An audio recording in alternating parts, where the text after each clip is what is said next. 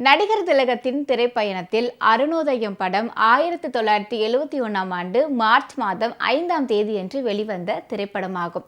Mukta films நிறுவனத்தின் பேனரில் திரு Mukta we. Ramasamy அவர்கள் தயாரிப்பில் முக்தா ஸ்ரீனிவாசன் அவர்கள் இயக்கத்தில் உருவானது இந்த படம். மதுரை திருமாறன் அவர்கள் கதை வசனத்தில் அருணோதயம் திரைப்படம் உருவானது. இந்த திரைப்படத்தில் சிவாஜி கணேசன், சரோஜா தேவி, அஞ்சலி தேவி, முத்துராமன், லட்சுமி ஆகியோர் முக்கிய கதாபாத்திரம் ஏற்று நடித்திருந்தனர்.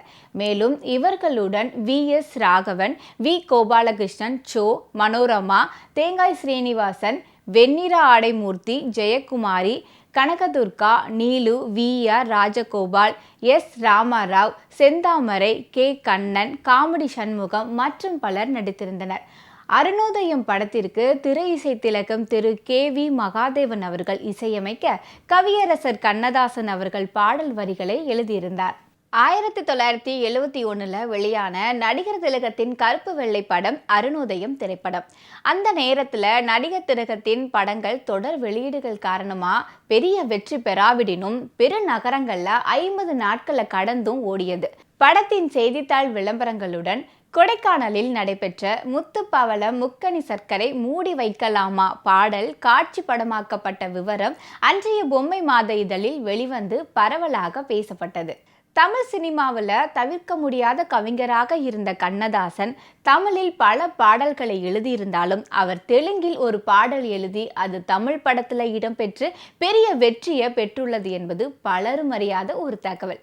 தமிழ் சினிமாவில் நடிகர், இயக்குனர், கதாசிரியர், பத்திரிகையாளர் என பன்முக திறமை கொண்டவர் சோ. காமெடி நடிகராக பல வெற்றி படங்களை கொடுத்துள்ள இவர் குணச்சித்திர நடிகராகவும் முத்திரை பதித்துள்ளார். அதே போல கண்ணதாசனுடன் நெருக்கமாக இருந்த பிரபலங்களில் முக்கியமானவராக இருந்த சோ கண்ணதாசனை வற்புறுத்தி தெலுங்கு பாடலை எழுதுமாறு கூறியிருக்கிறார். இந்த அருணோதயம் படத்தில் சோ ஒரு தனி காமெடி ட்ராக்கை உருவாக்கி நடித்திருப்பார். இதில் மனோரமாவை சோவும் விரும்புவார், மற்றொரு பைல்வானும் விரும்புவார். அவர்கள் இருவரையும் கண்காணிக்க ஒரு முடிவு செய்தார் சோ. அப்போது ஒரு பாடல் தேவை என்று யோசித்திருக்கிறார். இது குறித்து படத்தின் இயக்குனர் முக்தா ஸ்ரீனிவாசனிடம் சொல்ல, படத்தில் எல்லா பாடல்களும் முடிந்து விட்டது, கண்ணதாசன் தான் எழுதியுள்ளார், ஏற்கனவே உனது காமெடி ட்ராக் நீளமா இருக்கு, அதனால பாடல் வேணாம் அப்படின்னு சொல்ல, சோ விடாம இந்த இடத்துல பாடல் வேணும் அப்படின்னு கேட்டுட்டே இருந்திருக்காரு. அதற்கு இயக்குனரும் சம்மதம் சொல்ல பாடல் கேட்டு கண்ணதாசனிடம் சென்றுள்ள சோ, இந்த படத்திற்கான எல்லா பாட்டும் எழுதியாச்சு, இப்போ பாட்டு கேட்கிறியா அப்படின்னு கண்ணதாசன் சொல்லியிருக்கிறாரு.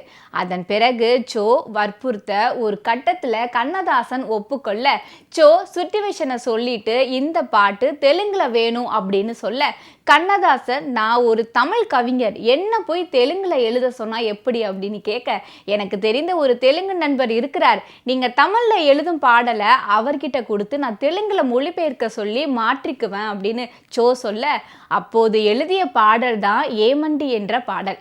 கண்ணதாசன் தனது திரை வாழ்க்கையில எழுதிய ஒரே தெலுங்கு பாடல் இதுதான். முக்தா பிலிம்ஸ் சார்பில் முக்தா சீனிவாசன் இயக்கிய படம் தான் அருணோதயம்.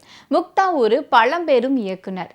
அந்த காலத்திலேயே முதலாளி என்ற படம் எடுத்து மகத்தான வெற்றியை கொடுத்தவர். ஏரிக்கரையின் மேலே போறவளே பெண்மயிலே என்ற பாடலை யாராலும் மறக்கவே முடியாது. அவர் எடுக்கின்ற படங்கள் எல்லாமே கதையம்சத்தை பொறுத்தவரை சற்று வித்தியாசமாகவே இருக்கும். அதாவது மற்றவர்கள் எடுக்க தயங்கும் கதைகளை துணிந்து இவர் படமாக்குவார். தொடர்ந்து பனித்திரை, தேன்மழை, பொம்மலாட்டம் போன்ற படங்களை இயக்கிய பின்னர் நடிகர் திலகத்திடம் வருகிறார். நிறைக்குடம் என்ற அற்புதமான படத்தை தந்தார். சிறப்பான கதை, அற்புதமான நடிப்பு, சிறந்த நட்சத்திர தேர்வு என்று எல்லா அம்சங்களையும் உள்ளடக்கிய படமாக அது வந்தது. முக்தா சீனிவாசன், நடிகர் திலகம் காம்பினேஷன் ஒரு விசித்திரமான கூட்டணி. தொடர்ந்து 2 வெற்றியை தர மாட்டார்கள், ஒரு வெற்றி ஒரு தோல்வி என்று தொடர்ந்தது.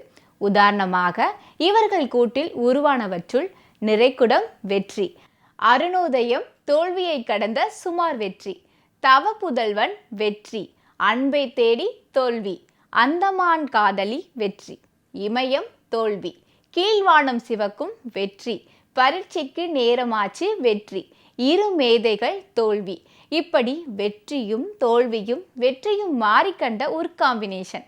இவற்றிற்கிடையே முக்தா, தனியாக, சூரியகாந்தி, அந்தரங்கம், அவன் அவள் அது போன்ற படங்களையும் இயக்கினார். பராசக்தி திரைப்படத்துல முழுதாக நடித்து முடித்து படம் திரைக்கு வருமா வராதா என்கிற நிலை சிவாஜி அவர்களுக்கு ஏற்பட்டது.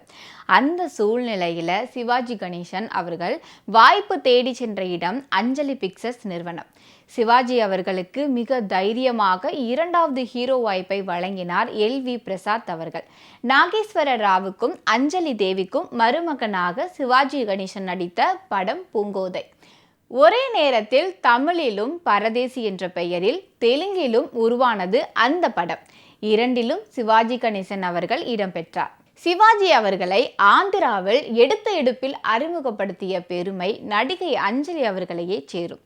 பராசக்தி படம் வெளிவர 6 மாதங்களுக்கு முன்பே ஏப்ரல் மாதம் 1952 பேசும் படம் இதழில் சிவாஜி யார் என்று திரை ரசிகர்களுக்கு தெரியாத நிலையில் பூங்கோதை சினிமா விளம்பரத்தில் அஞ்சலி தேவி, நாகேஸ்வர ராவ், SV ரங்காராவ் பெயர்களுக்கு அடுத்து 4வதாக VC கணேசன் என்று நடிகர் திலகத்தின் பெயரையும் சேர்த்து பெருந்தன்மையுடன் வெளியிட்டது அஞ்சலி பிக்சர்ஸ் நிறுவனம். ஒரு பட விளம்பரத்தில் சிவாஜி கணேசன் பெயர் இடம் பெற்றது அதுவே முதல் முறை என்று சொல்லலாம்.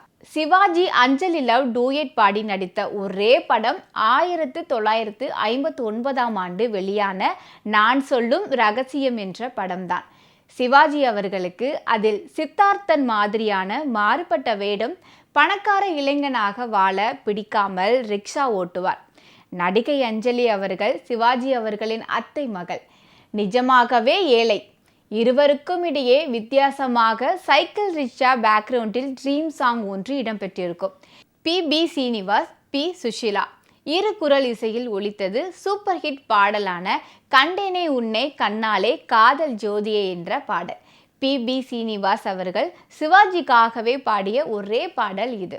ஓகே வியூவர்ஸ், இன்னைக்கு சரித்திர நாயகன் சிவாஜி கணேசன் நிகழ்ச்சியில் அவருடைய திரைப்பயண வாழ்க்கையில் என்ன மாதிரியான விஷயங்கள்லாம் நடந்துச்சு அப்படின்ற சுவாரஸ்யமான தகவல்கள் எல்லாத்தையும் உங்ககிட்ட நான் இன்னைக்கு ஷேர் பண்ணேன். அது எல்லாமே உங்களுக்கு பிடிச்சிருக்கும்னு நினைக்கிறேன். தொடர்ந்து நம்ம நிகழ்ச்சியை பாருங்கள், உங்கள் சப்போர்ட்டை கொடுத்துக்கிட்டே இருங்க. வேறொரு நிகழ்ச்சியில் உங்களை சந்திக்கிறேன். Until this is signing off, Bhavani. Tata, bye.